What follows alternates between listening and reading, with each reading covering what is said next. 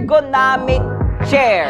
So last time, mini-review tayo mula kay Muso. Ito yung Muso E600. So mga kapatid natin, sa mga hindi pa nakakapanood niyan, nandyan po yung link sa ating description box or sa ating channel.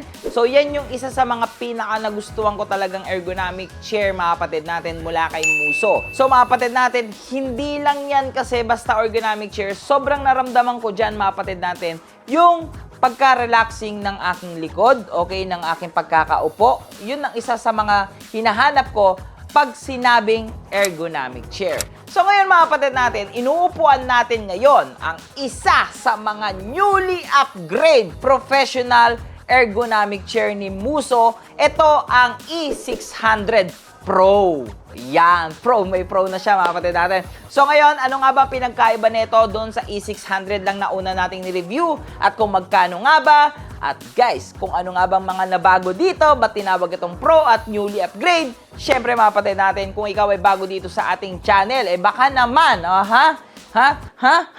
okay? Kung gusto mo ba makakita ng mga PC build, unboxing o tech review, don't forget to like, share, and comment, subscribe at sumalit na bell para lagi kang updated sa ating mga ginagawang video. So tara, umpisa na natin.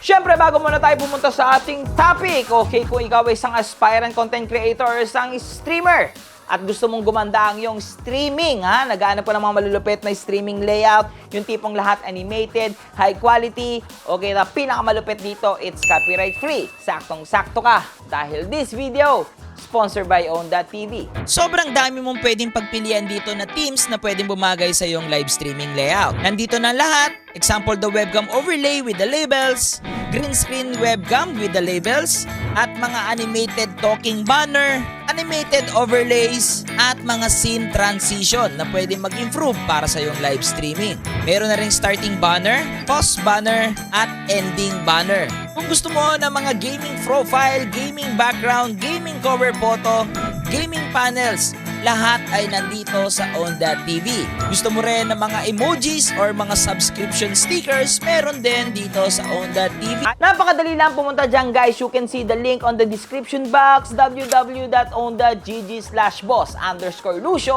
At once na may binili kayo dyan, guys, may 50% off kayo mula kay Boss Lucio. Gamitin nyo lang ang coupon code na Lucio. Kumanda lang yung streaming layout, nakamura ka pa. So, balik na tayo sa ating topic, ergonomic chair, okay? Ergonomic chair. So, mga kapatid natin, ang presyo nito, sasabihin ko na agad sa inyo kasi yung E600, nagre-range siya, mga kapatid natin, ng 11,000 plus at may discount yan, mga kapatid, once na gamitin nyo yung coupon code natin dyan sa ating description box, okay? Ito naman ang E600 Pro, nasa 13,000 plus. Pero syempre, meron niyang discount, okay? Kaya mura lang to, promise, okay? At guys, nandyan sa description box natin yan. At promise, mga kapatid, magugustuhan nyo tong ergonomic chair na to. So, wag na natin patagalin. Umpisahan na natin, puntahan na natin dito ang unboxing at assemble!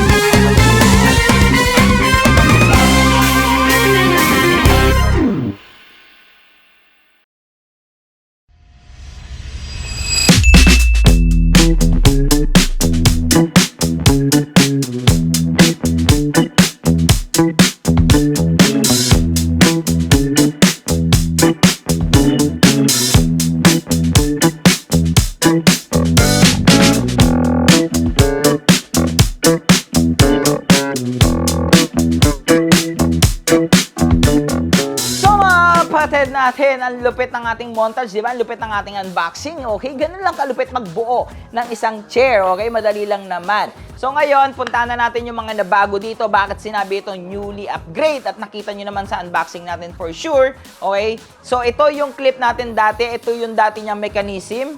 Tapos nakita nyo naman kanina yung bagong mechanism nitong E600 Pro. Ito naman yung steel base nung nauna, the E600. At ito naman, yung gamit natin, the steel base mapatid mula sa E600 Pro. So yan yung mga nakita nyo kaagad na bago dito. Pero hindi pa tapos yan. Meron pa mga bago dito sa chair na to. Pero bago natin umpisahan yon guys, okay? Sinabi ko kanina na sobrang nagustuhan ko yung E600, yung review natin before, okay? Sobrang nagustuhan ko na yon. Pero ito na nga mapatid natin, mas upgraded na at promise. Mas nagustuhan ko pa ito dahil mapatid, okay, available ang kulay dito na kulay black at kulay white. So, pinili ko ngayon black kasi syempre white na yung isa natin para meron tayong white and black. Pero umpisa na natin sa mga nabago, okay, dito. So, upgraded na yung mesh na ginamit dito dahil ito ay top-notch mesh na yung ginamit niya dito, okay, tinatawag nila itong microporous breathable mesh short. Okay, so pa.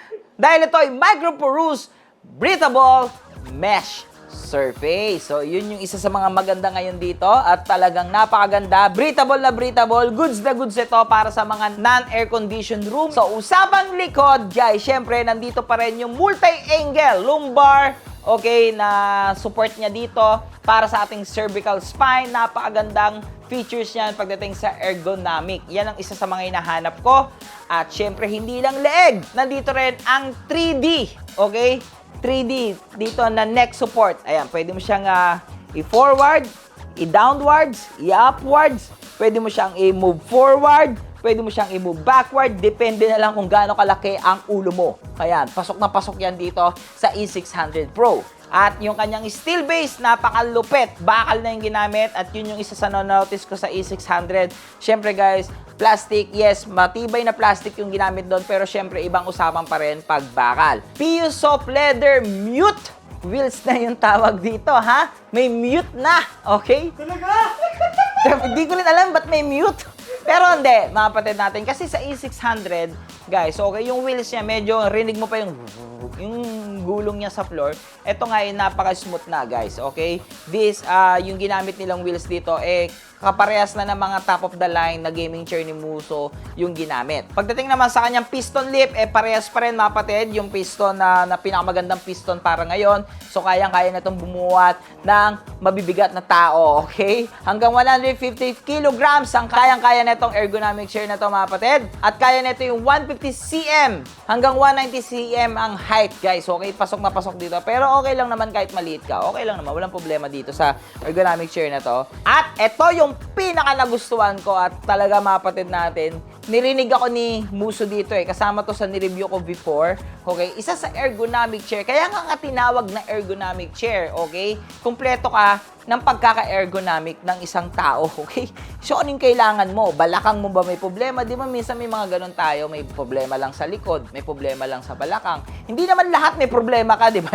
Ang malas mo naman kung lahat may problema ka, ulo, balakang, likod. Pero guys, syempre, iba pa rin pag sinabing ergonomic. At thank you, Muso. Ito yung isa sa nireview ko sa E600 nyo. Meron na ngayon dito, the adjustable seat cushion. Ayan, okay? Meron dito sa ilalim, kaya i-upgrade na rin dito yung kanyang mechanism, okay? Meron ka lang ililip dito sa ilalim at ma-adjust mo na ang yung balakang dito, yung seat cushion mo. So, pwede siya mag-move forward and then mag-move backward na hanggang 5 cm. So, malaking bagay yan, especially sa mga taong medyo, alam niyo na, taba, okay? At syempre, dahil ergonomic chair to, nandito pa rin yung nasa E600. Yung tawag namin dito is pang-tamad mode. Okay? So, yung pwede mo ipatong ang paa mo. So, para sa akin, mga kapatid natin, malaking bagay pa rin yan. So, ngayon, ayan, nasabi ko na yung mga pinaka-details, okay, na bago dito sa E600 Pro. So, ngayon, bago tayo pumunta ulit sa ating verdict. So, guys, naputol yung ating camera and nalobat yung audio natin. So, guys, Pakita ko lang muna sa inyo again yung E600 at yung E600 Pro. So ito yung E600 natin. Ayan yung review natin dyan sa E600. Tapos ito naman yung E600 Pro natin. So kung titignan ninyo, identically, di ba parang walang pinagbago. Pero sobrang laki ng pinagbago itong Pro. Yan. Again, the E600 ay nagre-range ng 11,000 pesos and above.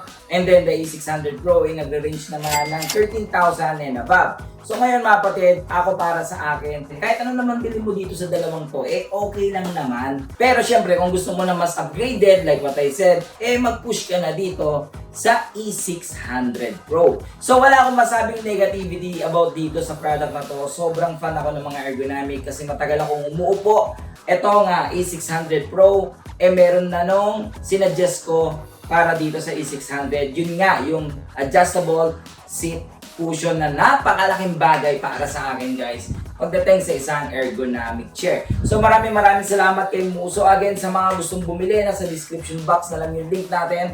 So mga kapatid natin, grabe, sobrang solid talaga ng mga Muso chair. Maraming salamat po Muso Philippines. So again mga kapatid natin, gusto nyo pa makita ng mga unboxing, tech review at PC build, don't forget to like, share, and comment, subscribe at sumalit ang bell para lagi kang updated sa ginagawa nating video. Again, this is Luis Diorteves aka Boss Lucio, ang inyong stream coach. Para sa inyong mga stream and tech problem, happy streaming